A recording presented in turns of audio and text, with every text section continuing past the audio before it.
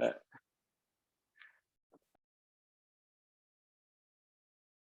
Well, good evening, everyone. I'm Stephen Reeves, Executive Director of Fellowship Southwest, and thank you for joining us this evening or whenever you have a chance to watch this video in preparation for our Texas Advocacy Day in Austin on Tuesday, February 28th. I'd like to have Anira Cano introduce herself as well. Hello, everybody. My name is Anira Cano, as Stephen mentioned, and I am the Director of Programs and Outreach. I am the fairly new staff with Fellowship Southwest, and I am excited to meet each and one of you at our Advocacy Day. If you have any questions for me or about the day, feel free to email me. I have been the one that's been on you and emailing you, and so I'm excited to get to meet you all in person. Thank you, Anita. She's been doing so much work for this, and I'm so grateful for everything she's done and is doing to prepare us for that time. And then I saw Patty, I saw you jump on there as well. Glad to have you on this video. This is our first ever Texas Advocacy Day for Fellowship Southwest. So we're really looking forward to this. Fellowship Southwest was established in 2017 and has not had a lot of gatherings considering what's happened in our country since we were established. So we're really excited to have folks join us in Austin in a few weeks at First Baptist Austin, right downtown, 9th and Trinity. That's my home church. I'm a member of First Austin, and my wife, as of yesterday, is the children's minister at First Austin. So it's nice to have you at our church, which is conveniently located about 4-5 blocks from the Capitol. So it'll work out well for our conference. And so thank you for taking the time to join us here. I want to definitely leave time for questions and answers, but I want to start with just sort of the purpose of this meeting. Twofold, really. When we started putting together the program, we realized to do what we want to do, it would be very hard to get it in one day. And we also didn't want to have, we wanted people to have the ability, if they wanted to kind of come in and go and not have to stay the night, then we wanted that to be the case too. So the most important thing we want to do tonight is just give you a sense of what the day is going to be like, and with a particular focus on making a lobby visit. Going to the Capitol and meeting with your representatives and what that's going to be like. So I can see some of you all on. Raise your hand if you have never gone and made a visit to one of your elected officials. All right, I see a few. All right, good. All right, so this should be helpful then. I know that for some people, the idea of that is terrifying. That it just seems like an uncomfortable thing to do, and we want to make it as easy and as a positive experience as we possibly can, because we hope this is not your last. Even if it's your first, we hope it's not your last. That these sorts of active citizenship, this engagement, is something that you take forward with you as an individual Christian, as a citizen, and perhaps as a part of your congregational work as well. So I'd like to start, actually, before we kind of dive into the schedule and look through some things, I'd like to open us in a word of prayer, if you don't mind.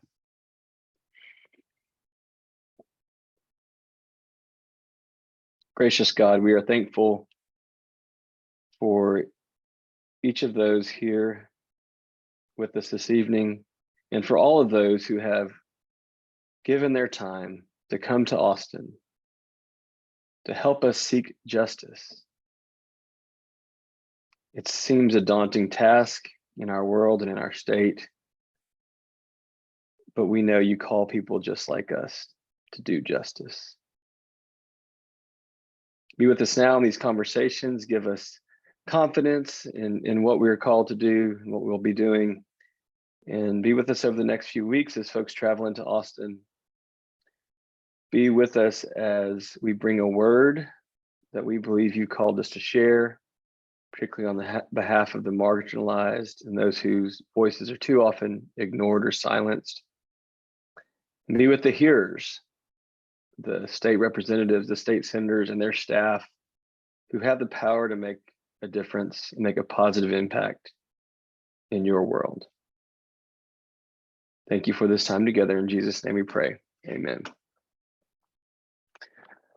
All right, so I think I want to give you a little bit of an overview of the day to start out with. I know you probably have seen that in the schedule, but then I want to talk about, in particular, the workshops, who you're going to be hearing from and what they might say and what you might be left with, and then go on to talk about the visits in the afternoon.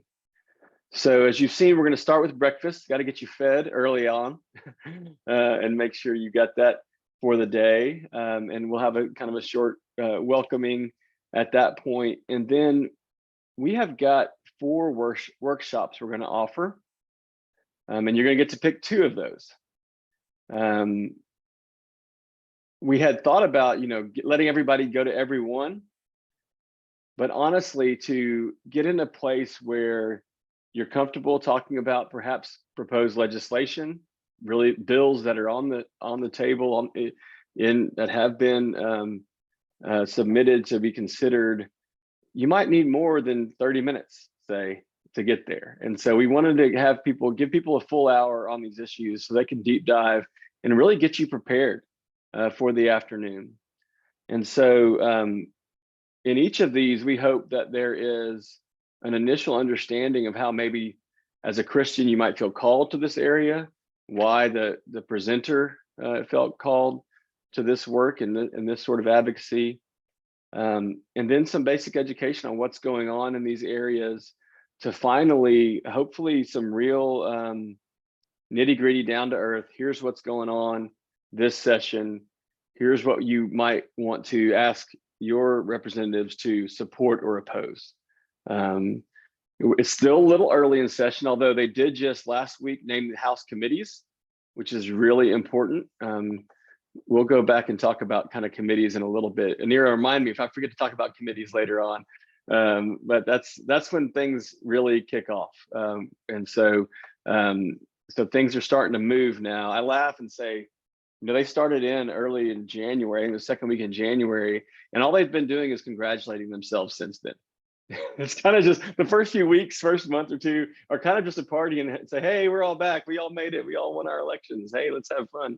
But now when committee assignments come out, now that the work's going to start happening. And I will just say, I have been a part of, I believe it's 7 legislative sessions, either special sessions, depending on how you count those, or full sessions. And it's always the same. They kind of enjoy themselves and party, and then they kind of slowly get to work. And then by April and May, it's just crazy time, just work all the time around the clock. They really, for whatever reason, really backload a lot of the work. And so we're still coming in kind of early, which I think is good because they may have more time to meet with folks. We may have an opportunity to get our point of view across early.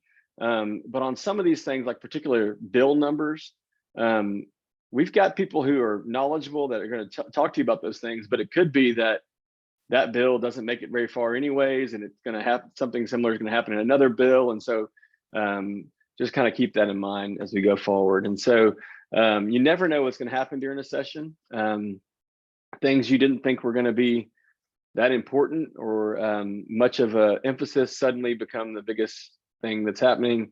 And other times when you're just sure something's going to be a big deal, something happens and it doesn't actually end up being very important or very take up a lot of time. And so that's just kind of something to keep in mind. So I want to talk about the workshops, who you're going to be hearing from, and some of the general issues at play.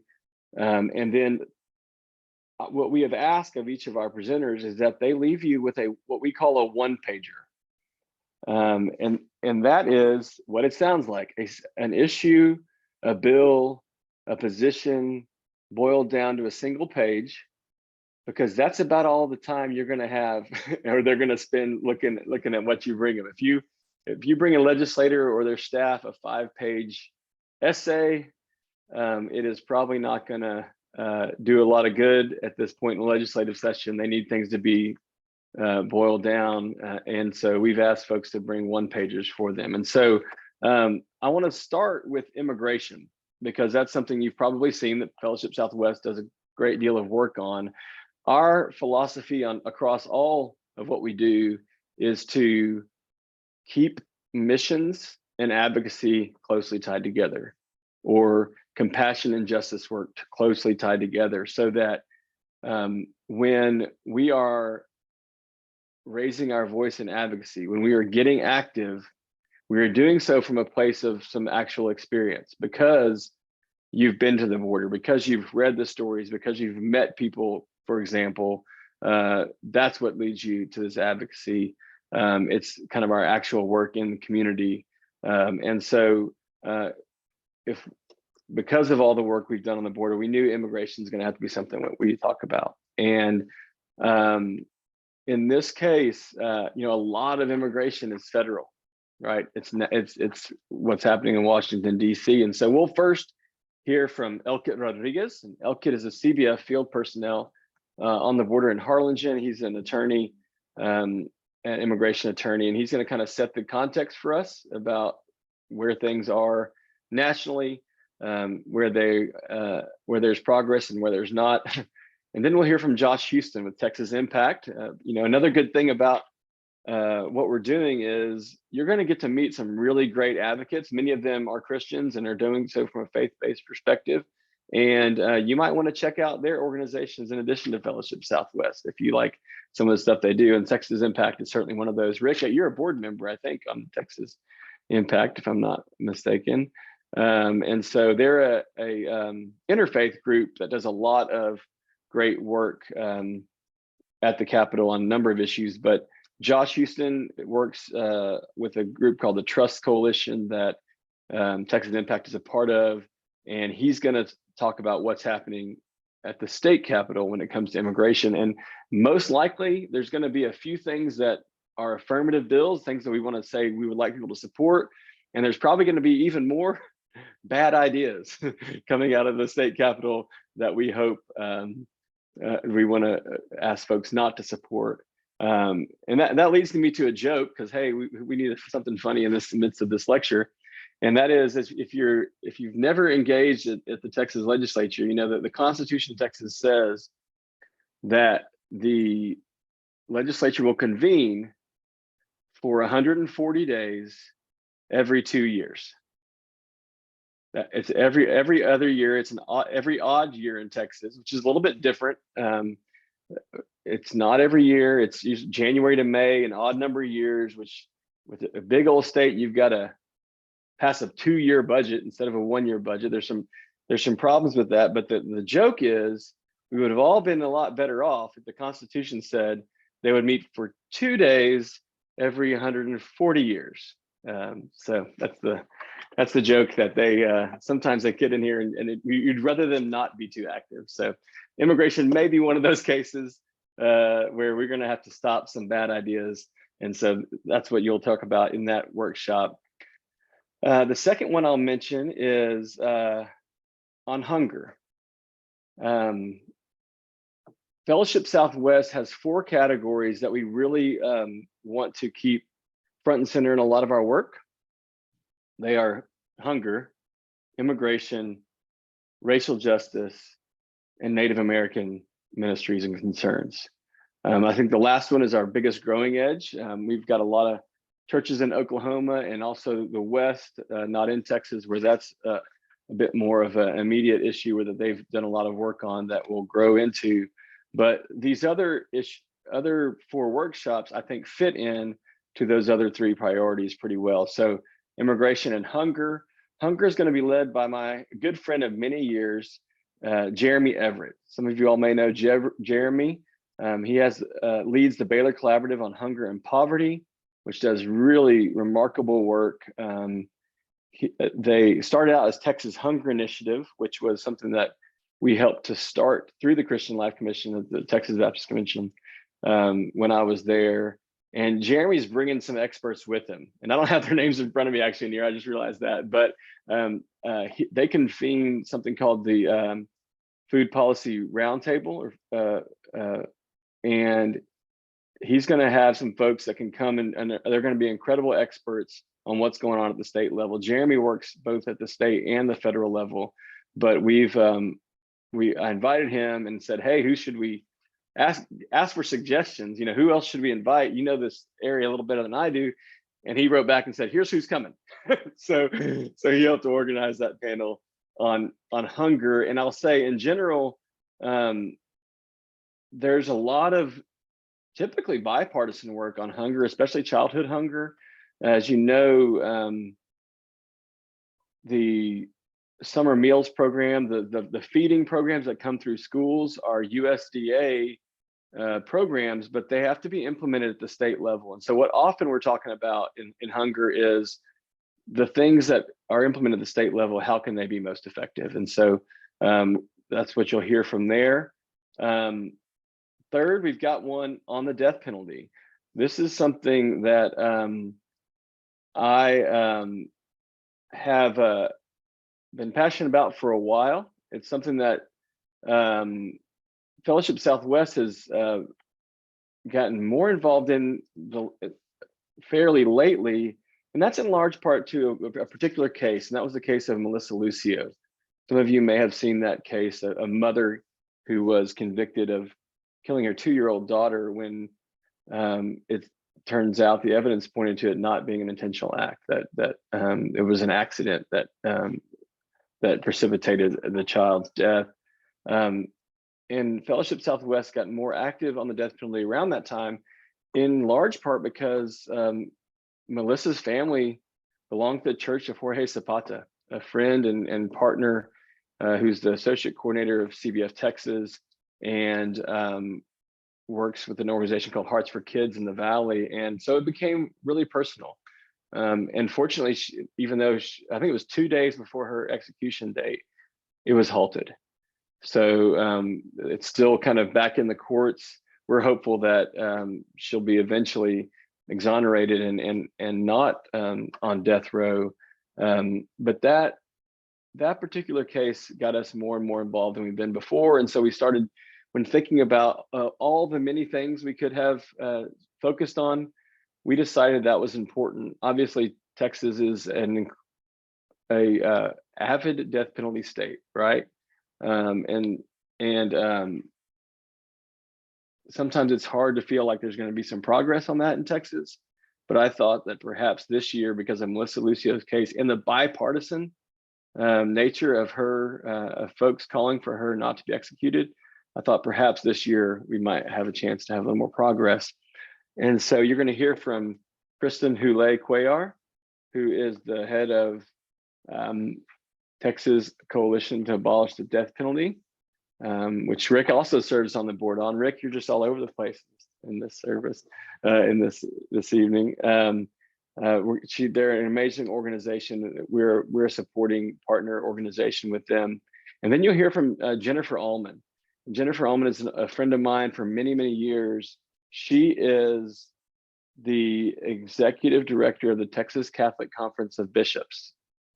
So yes, a woman is the executive director of the bishops in Texas, which is pretty cool. Obviously, there's a lot of places where we find a common agreement across different denominations and faiths.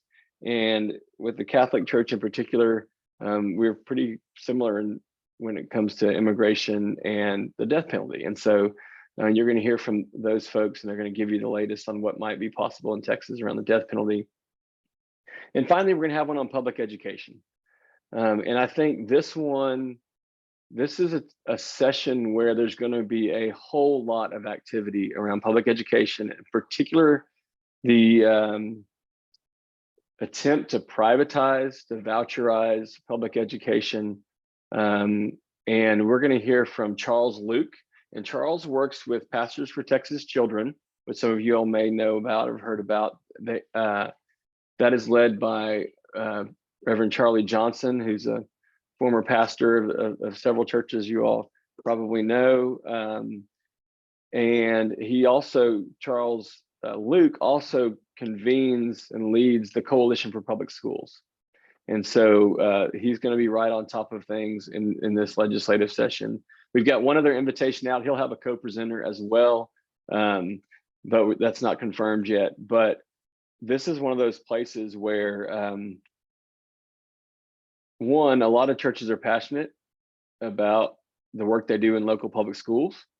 I know a lot of churches have a lot of teachers, a lot of principals, and people in their church, and then often go and help out at the local school, provide reading mentors, provide backpacks full of school supplies or backpacks full of food on the weekend when they're not getting free and reduced lunch. And so Pastors for Texas Children is an organization that takes that same kind of compassionate mission-hearted work and says, now let's put an advocacy lens on that. Let's see be willing to also go hear from the superintendent, hear from the principal, and make a visit to your state legislator.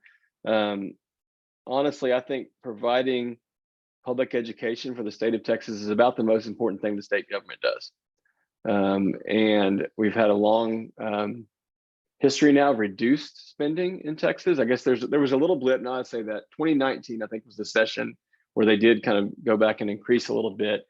But what I would say about that workshop is that you're going to hear from folks who are very tuned in to the fight to put vouchers in Texas schools, which are where you take money away from the public education from the school, from that, and give it directly to parents that can then go take it to a private school. And oftentimes it's a religious private school, which we object to that for several reasons.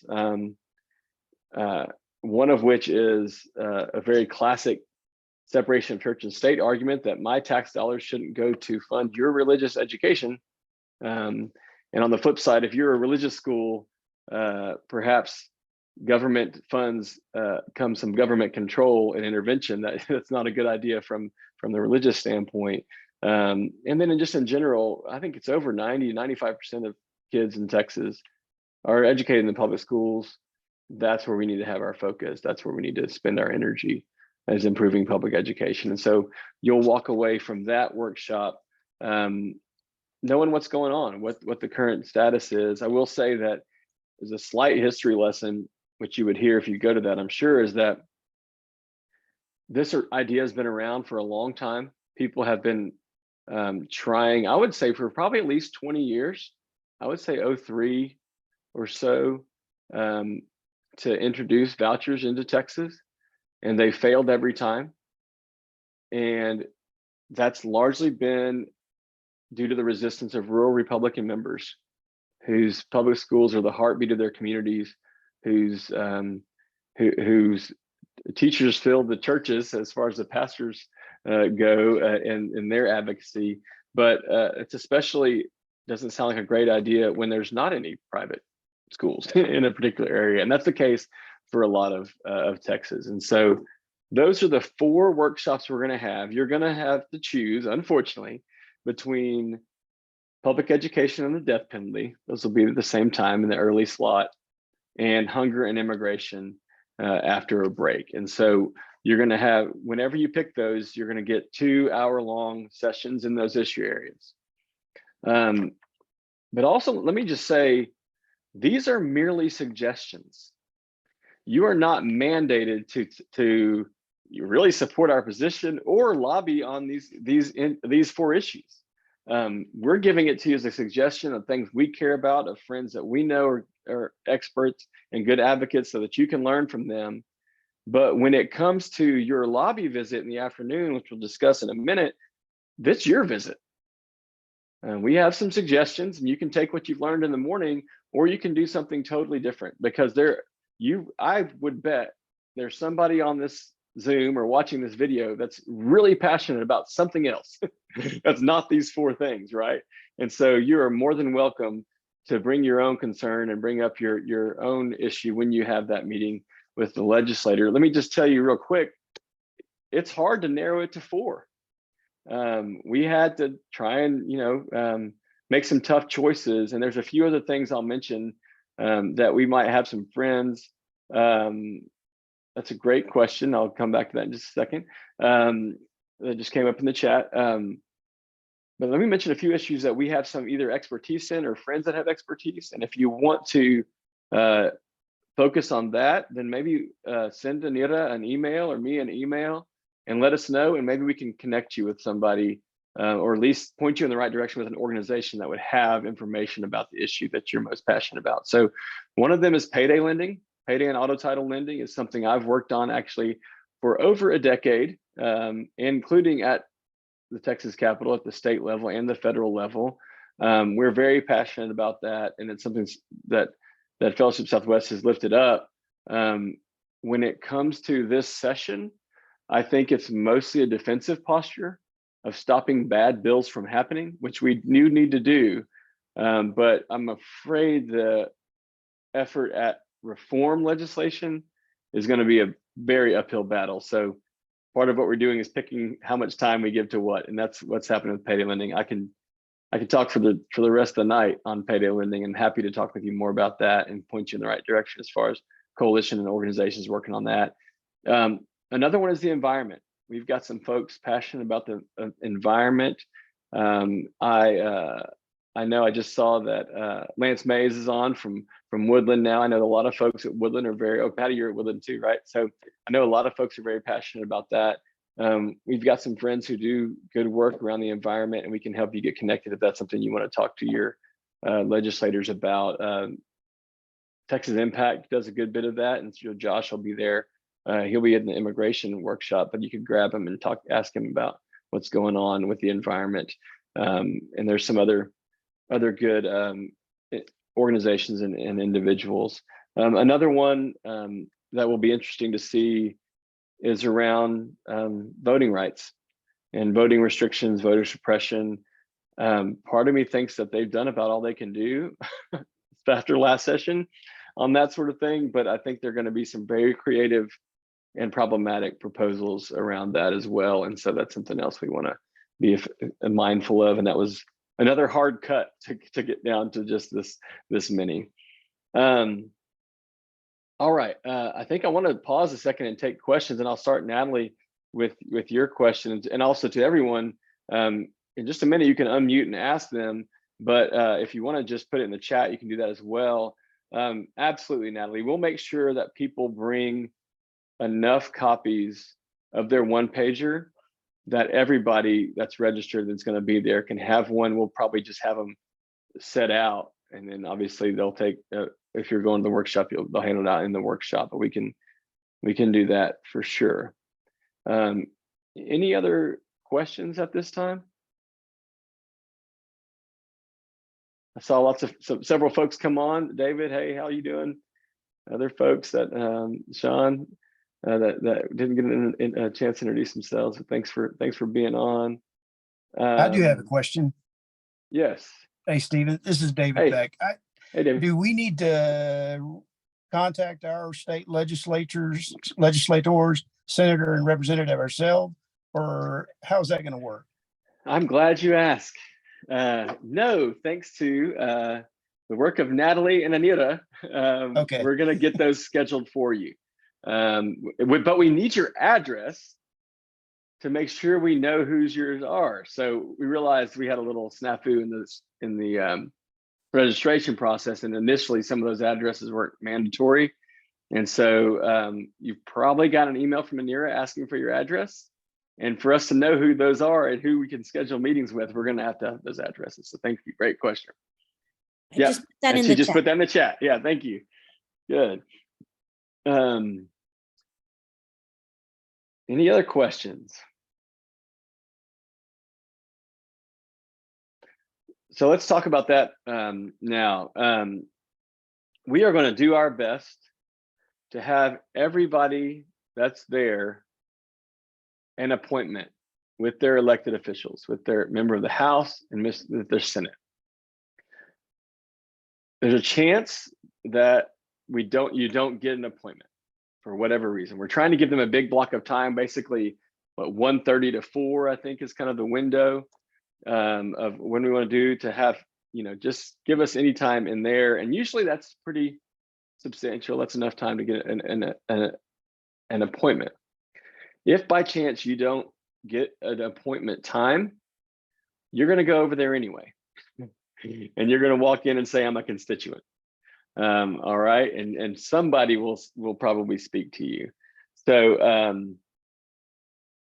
let me go to the end and then back up a second. So we've got this, we're going to workshop and then a little worship and commissioning service to end our time in the morning.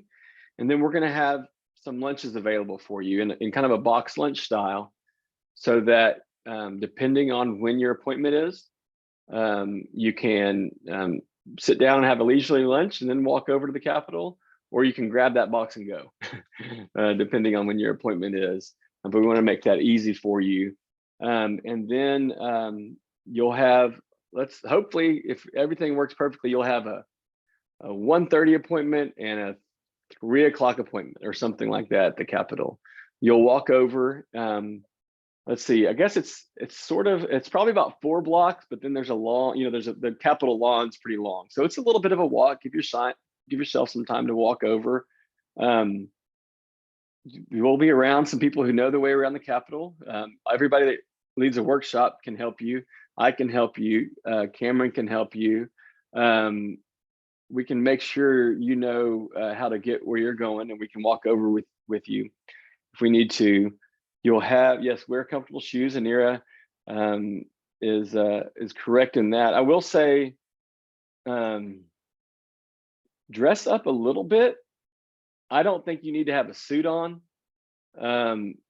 Every lobbyist and lawyer over there is going to have a suit on, but that's not you. You're a constituent, so you don't have to feel like you need to be super formal. I'll probably have a sport coat on at least. But that's the one place where I still dress up a bit. I was going to say, wear your church clothes, but nobody dresses up for church anymore, so that doesn't really make sense anymore. But when you walk in there, you'll see the legislators themselves, and lobbyists and staff will be very dressed up. And then there'll be some tourists in flip-flops and a t-shirt, right? So you're going to get everything in there. So I would say shoot for somewhere in between those two things, and you'll feel plenty comfortable. And you will be walking a bit. So you'll go have those meetings, and we'll talk about how those will go in a second. And then we just scheduled a little reception afterwards, starting at 5 o'clock, I believe. Is that right, Anira? Is that what we said, or 4:30? 4:30. 4:30. At the Omni Hotel. It's about 2 blocks from the church. So back to the church is not very far at all. We'll have a little food, a little something, some sustenance there, and we'll just kind of reflect, report, talk about how the visit went, have some time together. If you're a happy hour person, there's those at the hotel, not provided by us, but that's something you can do if you'd like. But we'll have some things for y'all to eat and snack on. Especially before you go hit the road, perhaps in Austin traffic. We're sorry about that. I can do nothing about it. Believe me, I wish I could. But so that's going to kind of be the day. And so what I want to spend the rest of our time on this evening is really how to have a lobby visit, what that's going to look like, and to prepare you for that in a way that maybe you take a little bit of the nerves away before you walk over to the Capitol. And I'll say I'm going to take some of this straight from the book I published called The Mission of Advocacy, a Toolkit for Congregations. It's really a toolkit. It's a practical guide. And this is the sort of stuff I have in there, right? How to have a good, successful lobby visit. So, if you like what you hear, you can go find that as well. But as we said, we hope you have an appointment. I would say on the safe side, if you're walking from the church, I would give yourself probably 30 minutes from when you leave the church to go there. It might take you 10 minutes to walk over there. And then you've got, they do have metal detectors at the Capitol. It usually goes pretty fast. It's not exactly like your airport situation, but there is a little bit of delay sometimes there. So people in front of you And then you need some minutes to find your way to their office. Because I will tell you, the Capitol can be confusing. We're going to help out. We'll have some maps for you printed out. But especially if you're in the extension, which most offices are, it's a beautifully symmetrical building, which means it's very easy to get lost because the layout is exactly the same once you get down there on those floors. And so you want to take a little extra time to find your way to the office. But here's what I want you to do between today or when you're watching this video and you have that meeting. I want you to do a little research on your elected official. No, I'm not talking about digging up dirt, but just go to their, what do they say about themselves, right? Go to their website, read their bio, see what they care about. And your assignment, your mandatory assignment, is to find something you agree with them on. I know this is harder, sometimes harder for others than it is for others, right? I mean, if the person is not of the party you typically support, this can be a challenge. But let me tell you, it's going to make that meeting go a lot better if you say, hey, I saw that Representative so-and-so did this. Man, I appreciate that. I agree with that. And thank you so much. Right? That's really something I want you to try and do. And it's important to do that. I also, one bit of advice I give people when just teaching advocacy in general is to just go meet with your elected official, their staff, before you have any ask. Don't ask anything, just tell them, hey, I'm so-and-so, I go to this church, or I'm a pastor of this church, and here's what we do in the community. Thank you for your service. We'll be praying for you.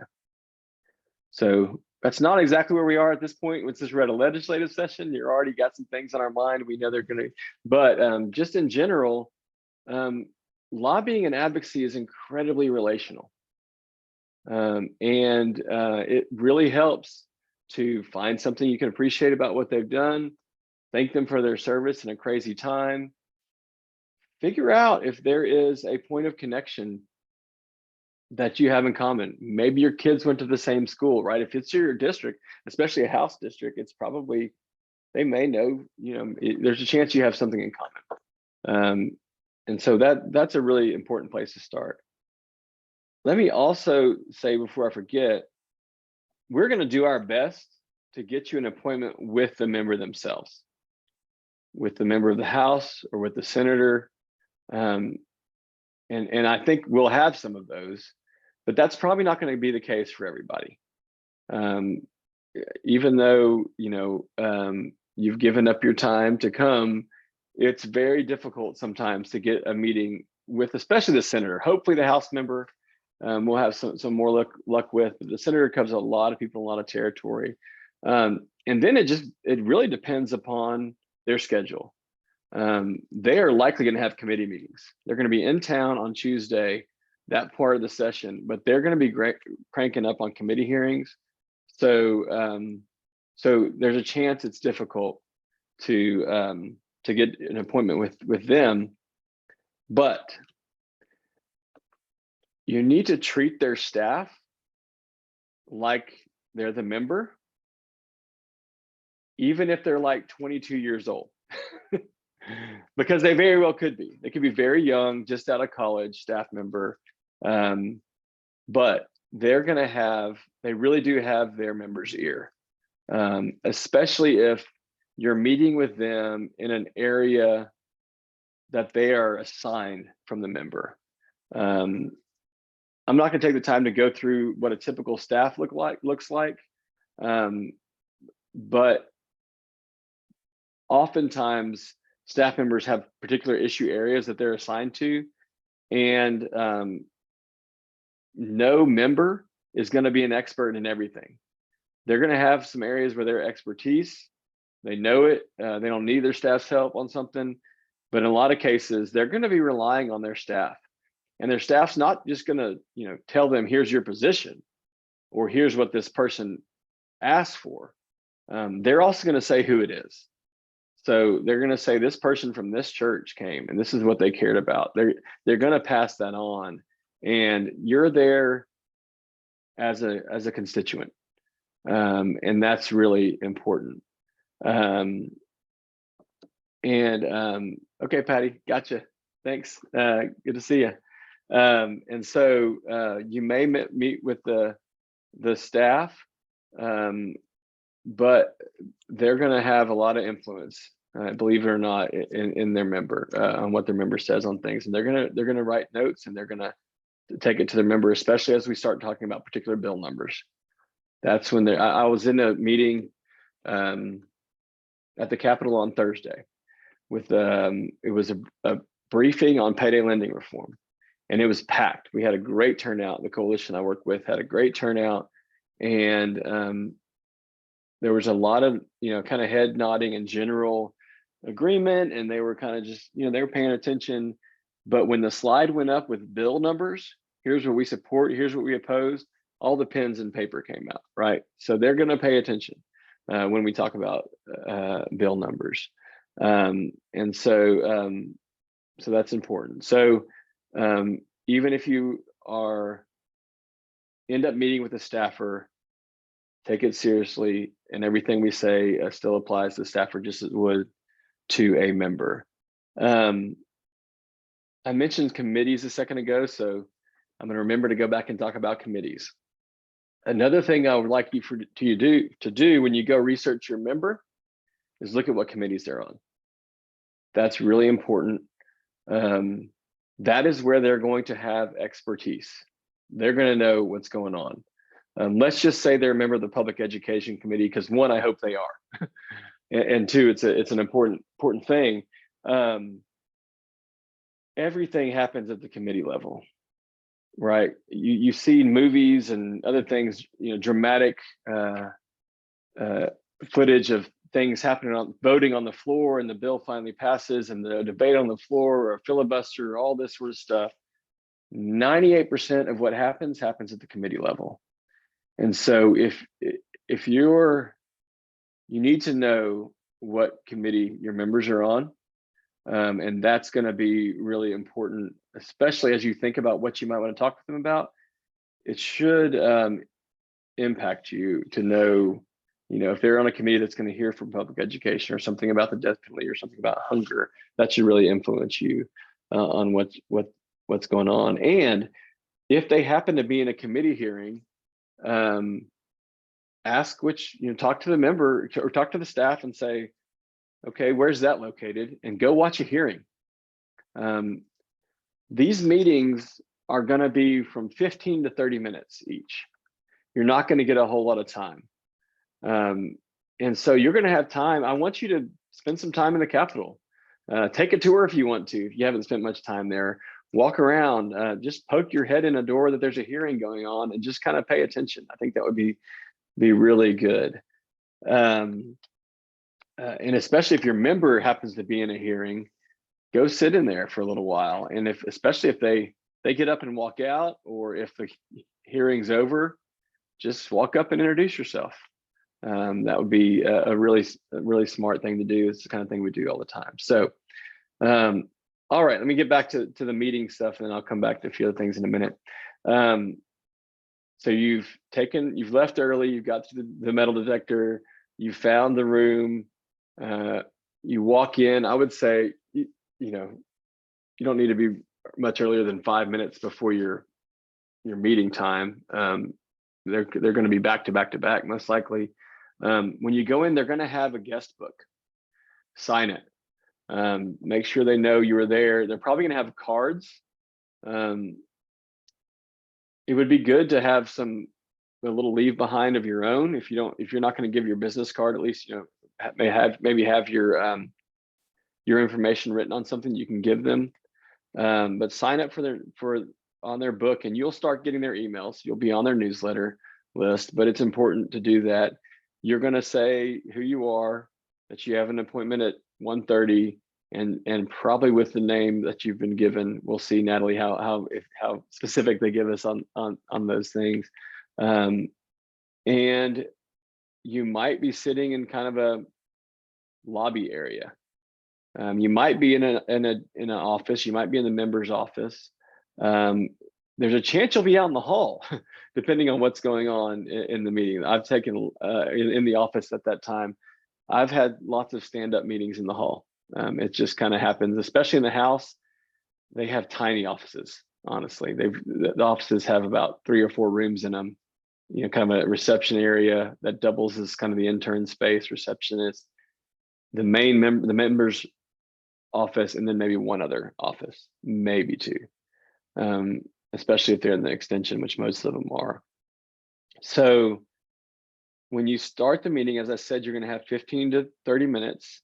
Since we've got several groups coming from a specific church, so like Royal Lane will send several folks, I think Wilshire will, Woodland probably will, maybe Broadway.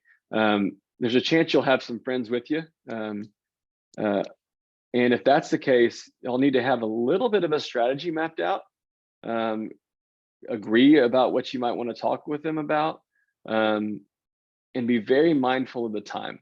I think you want to introduce yourself. You want to, say something about what leads you to be there, whether, especially if you're from a church, say, I go to Broadway and we care a lot about criminal justice and the homeless, just as an example.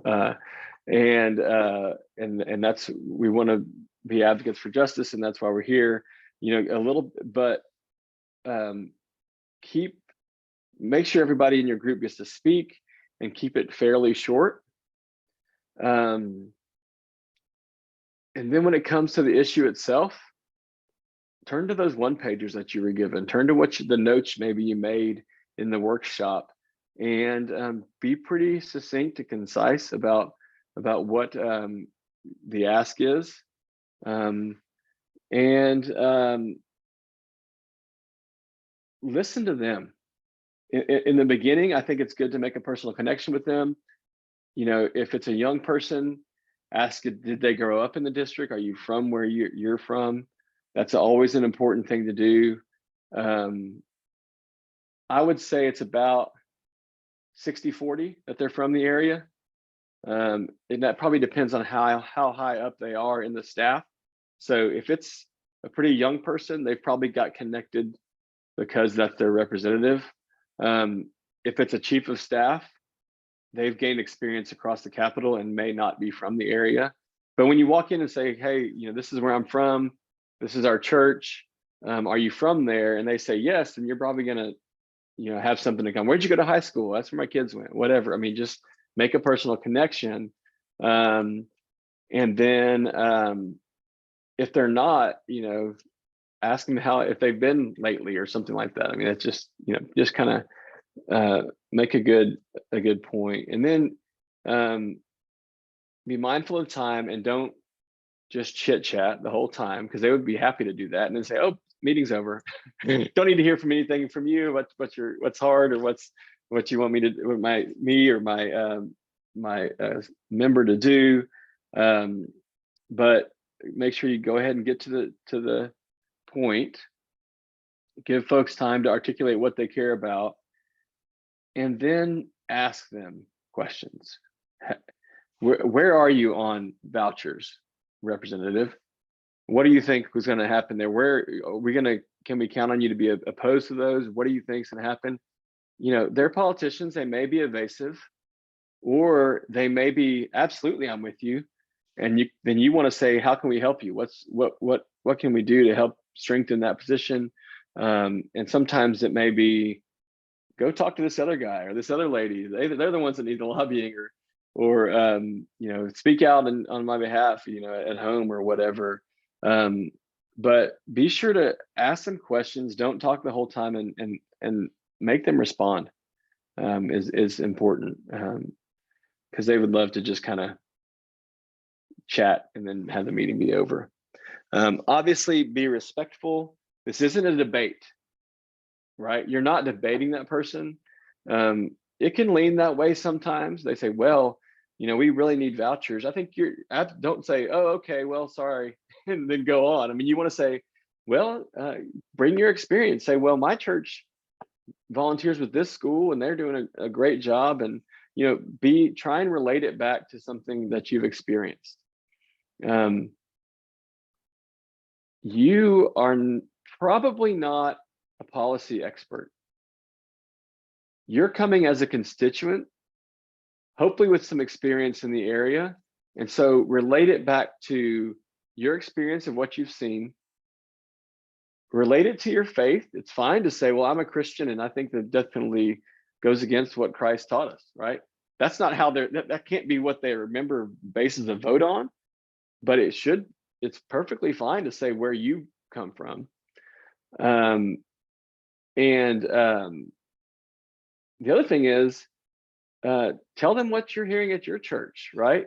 When you say, well, in our Sunday school class, we're trying to, we're concerned about how immigrants are treated in this state, right? I mean, if you kind of bring it back to your experience, whether it's hands-on mission, compassionate work experience, or what folks are doing and thinking and saying in your church, they can't say, well, no, they don't.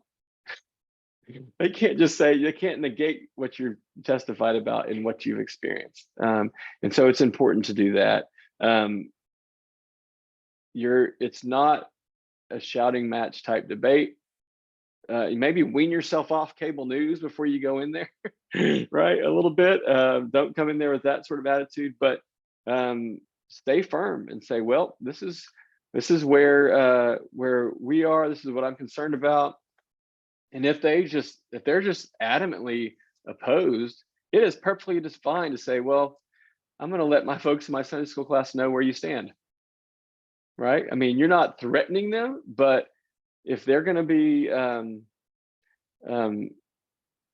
obstinate or not giving anything at all, then that's their position, and then you're free to share that, right? And I think you should. I think it is important at the outset to ground it in either your own faith or the work of the church. I think that's important. So like I said, it would probably last between 15 and 30 minutes. I would, if you have somebody else with you, kind of coordinate, say, hey, I really want to talk about X and I really want to talk about Y. Okay, let's make sure we get to those things. I would say limit it. You don't have to do just one issue, but any more than two, and they're probably going to kind of glaze over a little bit. It doesn't have to be one of the four that we're having workshops on, but I would be hesitant to go talk about more than probably two issues. So when it wraps up, I think you want to say, how can we help you out in the district, or how can we pray for you? Something like that.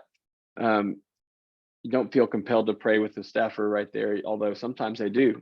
You'll end up, if you're coming from a faith perspective, a lot of times you'll end up being a chaplain in ways you didn't expect. And so, but ask how you can support them, thank them for their work, make sure you have a card.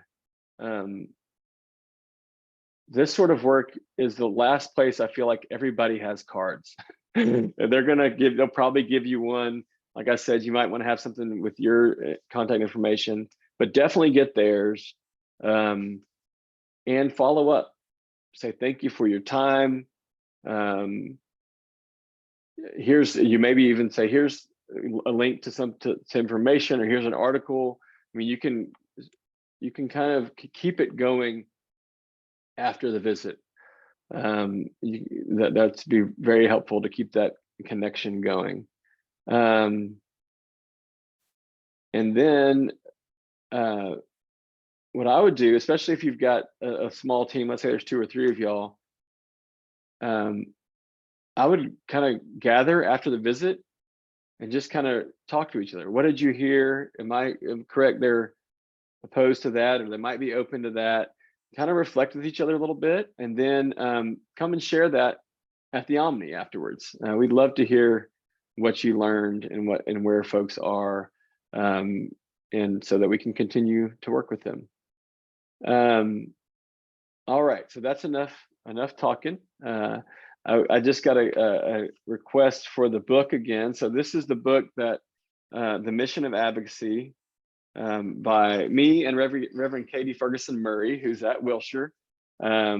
This book grew out of some of the work that CBF and Wilshire did together to sort of, although there's been so much advocacy from Wilshire members for decades, they were in the process of bringing advocacy more central to the life of the congregation, including creating a committee that's focused on it. And a lot of this book is that story, what worked for them. They may not be exactly a typical church, but they're a teaching congregation. And if it worked for them, perhaps it might work for your church. And so the book kind of gives you a sense of where our advocacy comes from and perhaps how it might work in your church. And so, David, that's the one. You can find it on Amazon, or Nurturing Faith is who published it, so you can find it there. So, all right, that's where I want to stop for now. What questions do y'all have? I can't see everybody. Maybe I'm gonna remove the spotlight. Yeah, now I can see everybody. That's all right, Anira. Any questions? About how many people do you think will be in each group? That is going to be totally dependent upon who registers and where they're from. Okay. So I would think there might be, there's probably going to be somebody who it's just one person, right? They're the only one that came from whatever town. And so they have a meeting. If that's you, we can help you get to the room and perhaps even sit in on it, depending on the timing and stuff. I'm happy to go with people. Cameron's done this work before. Anybody who's an experienced advocate can come sit in, but we really want this to be y'all's visit, so, and for y'all to have the experience. So, but I would guess that some of the meetings, especially the senators, you're probably going to have more than one member. And I think we're going to have, I would guess 50 to 60 folks at the conference is what it's looking like. We got about another week. We can let people register. I think Anira, right? Is that what we decided about until next Tuesday? So if you really want somebody to be with you, bring them to the conference and make sure they're close to you and their address, they got the same representative, so you can recruit people. I wanted to clarify, are the one-pagers going to have the specific bill numbers on them that are related to the issues? Probably so. Usually when we say one pagers, often, yeah, depending on, usually it'll say, let's just take it to Texas Impact, right? Let's say Josh is bringing a one page about immigration. It'll say, immigration is a priority for Texas Impact, and we are asking our members to support Bill 123, 789, and 346, and oppose a whole lot of others. They'll have other things listed typically, but also that's why you have to take some notes during the workshop too, and you can probably even write them on the one pager. So, Brianna, we've got another guest. I see. Very cute. What other questions? Okay. Please remember that in order for us to set up your legislative meetings, we need your addresses. So if you have not emailed me your address, we won't be able to set up a meeting. You might have to join somebody else, which would not be as much fun. Yeah.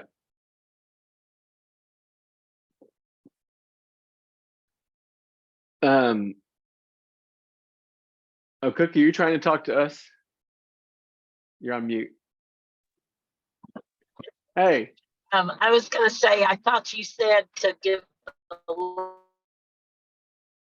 last 4 digits of the zip code of the 10-digit code in order to find the representative.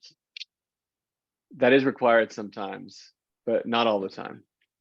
Yeah, so I think you broke up, but you said you need the final 4 after the zip. It just depends on where you are in a district. If you're close to the line, sometimes it cuts through a zip code, so you might need it.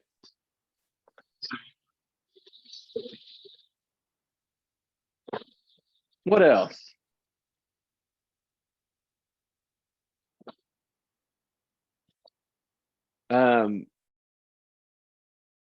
I'll say one thing that that I've found as I've done this work. Oftentimes,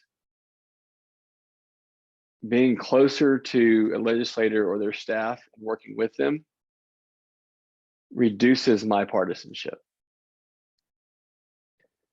Let me say it this way, you know, I feel like obviously we're in very divided times. Everybody on this Zoom, if you're showing up for something like this, you're probably a highly political person and you probably have some pretty strong convictions, and typically it probably goes in one party or the other. And I've found that some of my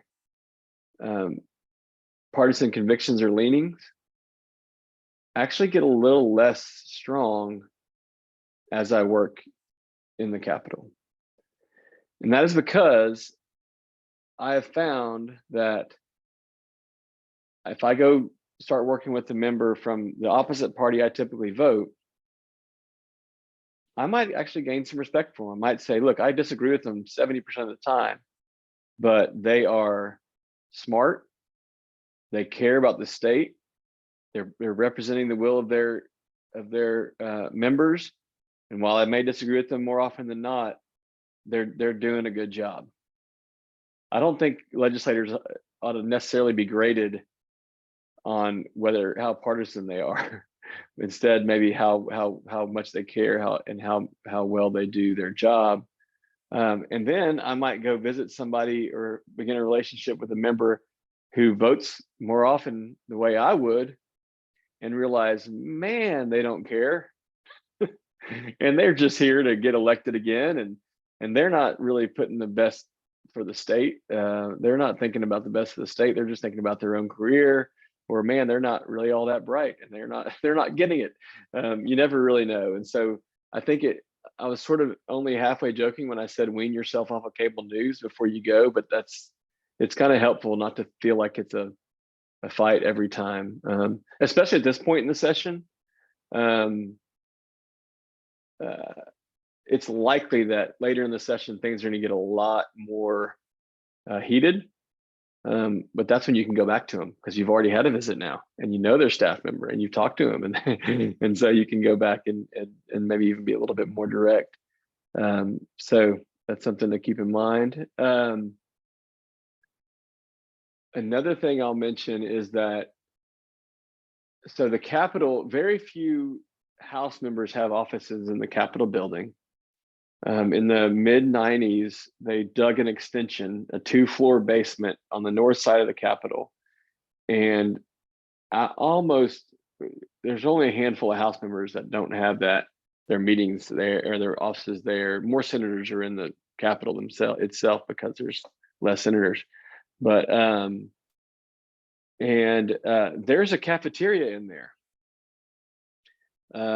And if you have a lot of time between your visits, go get a cup of coffee and hang out. It is like a high school cafeteria. It's hysterical. Like when you're in the middle of a legislative session, you walk in there and you're like, oh, who's sitting with who and what are they talking about? And it's kind of funny. You end up spending a whole lot of time there, but you can go get a cup of coffee and hang out and still be in the Capitol. Yeah, I think that may be it for now. Is any other questions or concerns or things you want to talk about?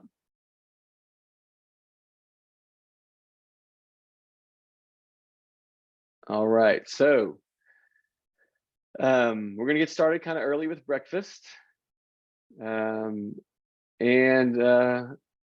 we'll have a good day. I really appreciate your time. Anira, anything you want to mention, or anything I missed? Nope, that's it. Thank you. All right, raise your hand again if this is going to be your first time. All right, y'all are going to be great. It's going to be fun. I think I've done this a lot with folks who this is their first time, both in Austin and in Washington, and really appreciate your time. And honestly, this is a learning experience. We want to help make sure it's a good experience because we want you to do it some more. So thank you all for your time, and we'll see you in a few weeks. Bye. Al.